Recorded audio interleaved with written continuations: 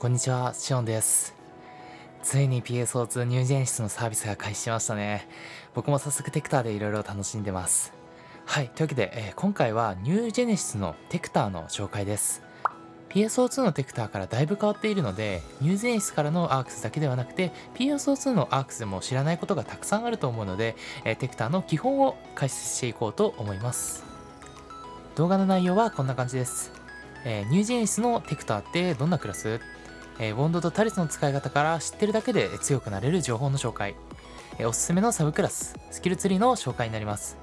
概要欄にタイムスタンプがあるので、知りたいところまでスキップして見ることもできます。ぜひご活用ください。それでは本編どうぞ。まずはじめにテクターとはどんなクラスかというのを紹介したいと思います。テクターとはテクニックに長け他のプレイヤーを支援する、一時的な能力強化や回復など戦闘を有利に進められることができるクラスです。コンセプトは PSO2 と変わらないですが、補助テクニックの種類が減っていたり攻撃方法がだいぶ変わっています。ニュージェネシスではサブクラスの武器を使うことも戦略としてありますが、今回は主にテクターのメイン武器であるウォンドとタリスを主軸として紹介します。テクニックについては数が多くチャージによっても使い方が様々で、ちょっとここでは紹介しきれないので別の機会とさせてください。テクターもテクニックを使用しますが、今回紹介する戦い方では通常のテクニックはメインでは使用しません。基本的にはウォンドによる通常攻撃や UGS から新たに得たフォトン圧、カウンターを駆使しつつ、タリスでは専用のテクニックを使用することを今回は想定しています。加えて味方の支援や敵の属性ダウンを狙っていくのが今回の紹介するテクターです。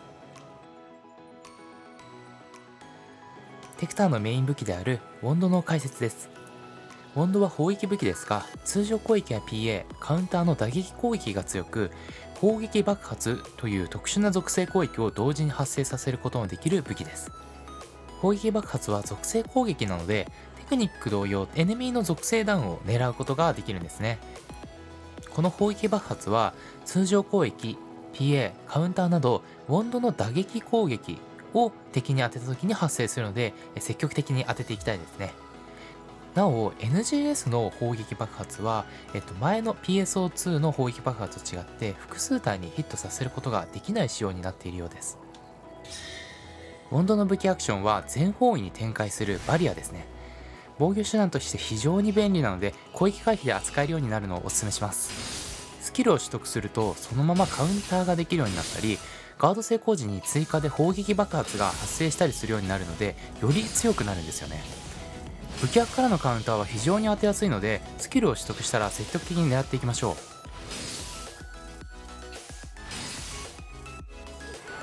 次は、PA の紹介です。1つ目のラピッドスマッシュです。こちらは少し移動してウォンドで殴ります。ノンチャージとチャージの2種類の攻撃があり、チャージすると素早く移動し強い一撃が出せます。この時に敵をロックしているとかなり離れていても追尾して移動するので、近づきつつ攻撃ができるんですよね。実はチャージ部分にはないんですが、チャージ後の攻撃自体にはスーパーアーマーがついているので、チャージさえできれば実はゴリ押しで攻撃できたりもします。また PA にも砲撃爆発が発生するので、こちらでも追加でダメージが出るんですね。次はウェーブヒットです。この PA は2回叩きつけ攻撃をします。1回目と2回目の間にキャンセルができるので、とっさに回避行動をすることも可能です。またウェーブヒットは PA 中高度が下がらないので、空中で発動すると対空ができるんですよね。少し高い位置にある弱点に連続で攻撃したい時とかに便利かなと思います。また2回攻撃するので砲撃爆発も2回発動するんですよね。最後にウォンドの主な戦い方です。通常攻撃で殴りつつ PA を打てるところは PA も使っていきましょう。ステップか武器アクションでカウンターが発動できるんですが、武器アクションのカウンターは使い勝手がいいので、カウンターできるときは積極的に狙っていきたいですね。ステップカウンターよりも武器悪カウンターの方が敵に近づける距離が長いということと、スキルを取れば衝撃波が出せるので非常に当てやすくなっています。はい、ではこれでウォンドについては以上になります。次はタリスです。結構特殊な武器でテクニックを主体にして戦う武器なのですが、タリスから撃つテクニックは全てタリス専用のテクニックに変わります。しかし挙動がタリスの展開方法によって変わるので、何で展開するかが重要になってきます。ニュージェネシスのタリスは PA を打つとそれに対応したタリスが展開される仕組みとなっています。まずは武器アクションから解説していきます。タリスの武器アクションは頭上に自動で攻撃するタリスを設置します。こちらは設置後にテクニックは打てないんですが、自動で攻撃して敵に当たると PP が回復する仕組みです。テクニックを打てるタリスとは別枠なので、敵と戦う際はとりあえず展開して問題ないです。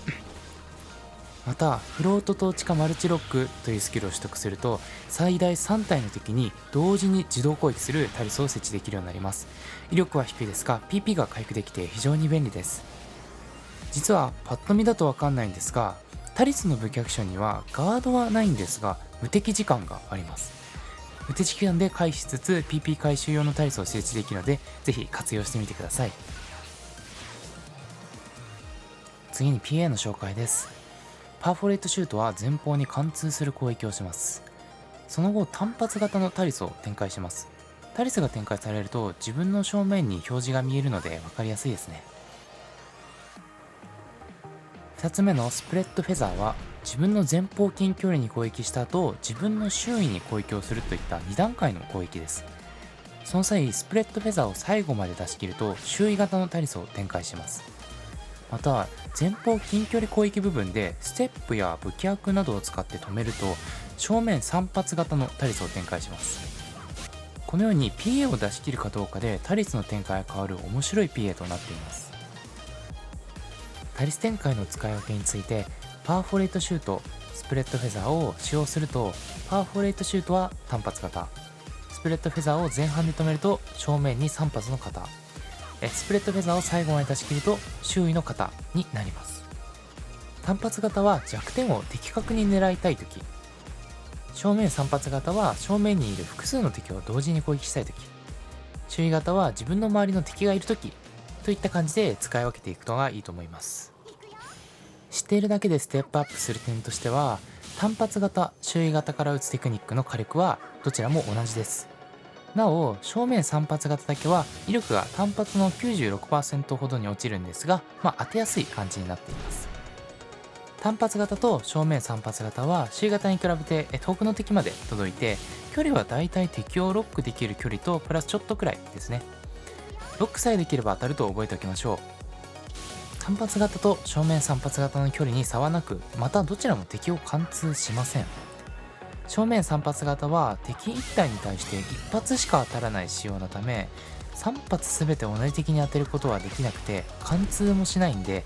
最大3体の敵に攻撃する型になっています。周囲型は他に比べて距離は届きませんが、全方位に攻撃するため近くにいる敵全てに同時に攻撃できるんですよね。なので雑魚戦で非常に便利です。タリスの使い分けについてはこんな感じです。結構雑魚戦、ボス戦みたいな感じで使い分けは分かりやすいので、ぜひ使い分けてみてください。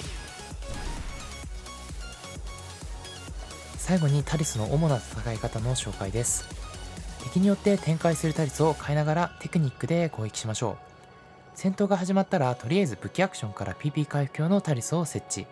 その後 PA を発動し自分にタリスを展開。タリス展開後は相手の弱点に合わせた属性のテクニックを打っていきましょう。タリスの紹介はこれで以上となります。次にサブクラスについてです。サブクラスは使いたいスキルで選びましょう。その中でも僕的におすすめなクラスは2つあります。まず1つ目はダウンした時に最高火力を出せるファイターです。ファイターはダウン中にエネミーに与えるダメージが増加するディフィートアドバンテージを習得することができ、テクター側のスキルでダウン値の蓄積が増えるっていうこともあり、相性がすごくいいなと思います。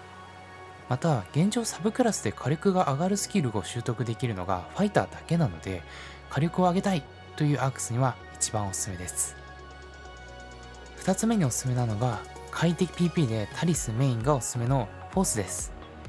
フォースは PP 回復系のスキルが非常に多く PP に困りにくくなることに加えて、フォースもタリスがメイン武器のためテクターと全く同じタリスのスキルを持っています。そのためフォース側でタリススキルを取得し、テクター側で他のスキルを取得することができるのもメリットかなと思います。というわけで僕的おすすめサブクラス2選でした。テクターファイター、テクターフォース、どちらもおすすめですが、スキルツリーの構成がどちらも違うため、それぞれ紹介できればと思います。最後に僕が今使っているスキルツリーの紹介です。コクーンとタワーを全て終わらせた状態のスキルポイント20で振っています。まずはテクターファイター用です。テクター側のポイントとしては、デバンドレジストバッドコンディション、ボンドエレメントリボーク、バータプロット、ゾンテグラッドは振っていません。振っていない理由は、デバンドレジストバッドコンディションは現状状態異常になることがあまりなく、かかりにくくなるだけなので振っていません。また、ウォンドエレメントリボークは属性を破棄したいって思う瞬間がなかったので、こちらも振っていません。バータプロット、ゾンテクラッドはタリステクニックには全く乗らないんですよね。今回は通常テクニックを打つつもりがないので振りませんでした。その結果、他すべて最低の1振りの後に SP が1余るので自由枠なんですが、僕はアウェイクエールに振りました。タリスブルームリボークもあんまり使った覚えがないので、もしかするとそちらも減らしてアウェイクエールにもう1振ってもいいかもしれません。ファイター側はサブクラスで効果を発揮するのが上2つのスキルしかないので、どちらも10振りしておしまいです。安定。次はテクターフォース用です。テクター側のポイントとしては、先ほどの振らないスキルに加えタリス系も振っていません。その結果 SP が4余るので、全てアウェイクエールに振っています。フォース側はまずタリススキルを取りましょう。バータプロット、ゾンテクラッドはフォース側だったとしても振らなくて大丈夫です。そしてサブでも効果を使える PP 関連のスキルを最大まで振り切ります。これでぴったり20ポイントです。まだ SP が溜まっていない人向けに優先的に取った方がいいスキルも合わせて紹介します。はい、まず味方補助系で優先すべきなのはシフター、デバンドの一番最初のスキルですね。そしてレスタフィールドです。続いてウォンドをメインで使いたいと思っている人は、ウォンドパリーカウンター、ウォンドエレメントチェンジがおすすめです。で、タリスをメインで使いたいと思っている人は、フロートトーチかマルチロック、トリッキーキャパシタがおすすめです。SP が足りないと思うので、最低限の味方補助スキルとメインで使いたい武器にスキルを優先して取りましょう。SP が溜まってきたら、その後自分のスキルツリーのような感じで下の方にあるスキルを徐々に取っていくのがいいと思います。以上となります。いかがだったでしょうか。ニュージェネシスのテクターは今までとだいぶ変わっていて、すごく新鮮な気持ちで戦っています。基本は紹介できましたが、まだまだ知らないことがあると思うので、それは別の機会で紹介できたらいいですね。今回は割愛しましたが、サブクラスの武器を持つことができるほか、マルチウェポン化することで別武器のいいとこ取りをすることも戦術としてできるのかなと思っています。今回紹介したのはニュージェネシスのテクターの数ある中の一面だけの紹介なので、もしこれ紹介してほしいとかわからないのがあればコメントでいただけると大変嬉しいです。長くなりましたが、最後までご視聴いただきありがとうございました。この動画がいいと思ったら、これからもニュージェネシスの配信や動画をアップしていくので、チャンネル登録と高評価をよろしくお願いします。バイバイ。